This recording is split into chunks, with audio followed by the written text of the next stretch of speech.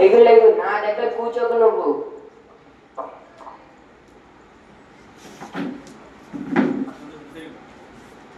ఏమైంది నాయన అలా ఉన్నావు? అమ్మా, తండ్రి గారు తన వద్ద కూర్చొనివ్వట్లేదు. నీవు నా కడుపున పుడితే మీ తండ్రి గారి వద్ద కూర్చునే అవకాశం కలిగేది. ఇప్పుడైనా ఈ సురుచి కడుపున పుట్టించమని ఆ శ్రీహరిని ప్రార్థించు. అప్పుడైనా మంచి స్థానం లభిస్తుంది. అలాగే అమ్మా.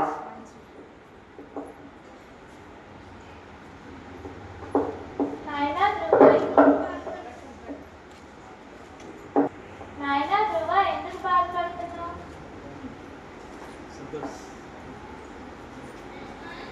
అమ్మా, పిన్ని తల్లి నాతో నాన్నగారు తన వద్ద కూర్చొనివ్వట్లేదు. పిన్ని తల్లి నువ్వు నాతో కడుపున పుట్టు ఉంటే ఆ శ్రీహరిని ప్రార్థించమని చెప్పింది. నీ పెద్దతల్లి నిజమే చెప్పింది. తండ్రి ప్రేమ కోసం మాత్రమే కాకుండా ఒక పెద్ద ఆశయం పెట్టుకుని శ్రీహరి గురించి తపస్సు చేయు, ఫలితం లభిస్తుంది. అలాగే అమ్మా.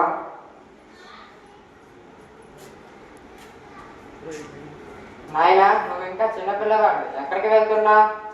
స్వామి, మా పిన్న తల్లి మాటలు నన్ను చాలా బాధించాయి. ఆ శ్రీహరి సాక్షాత్కారం కోసం తపస్సు చేయడానికి వెళ్తున్నాను.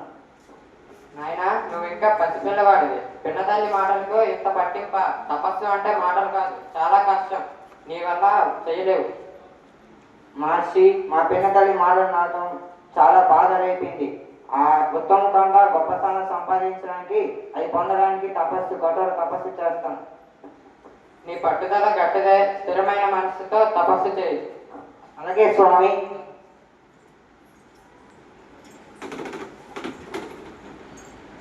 హరి ఓం హరి ఓం హరి ఓం. స్వామి, నీ మనసులో ఉన్న మాట నేను నెరవేరుస్తాను. ఇంతవరకు ఎవరికి దగ్గర ప్రథమ స్థానాన్ని నీవు పొందుతావు. అలాగే మహారాజుపై సుఖ సంతోషాలతో జీవిస్తావు. నీవు నక్షత్రమై ఉత్తర దిక్కున ప్రకాశిస్తావు. అలాగే లోకమంతా నిన్ను ధ్రువ నక్షత్రం అని పిలుస్తారు.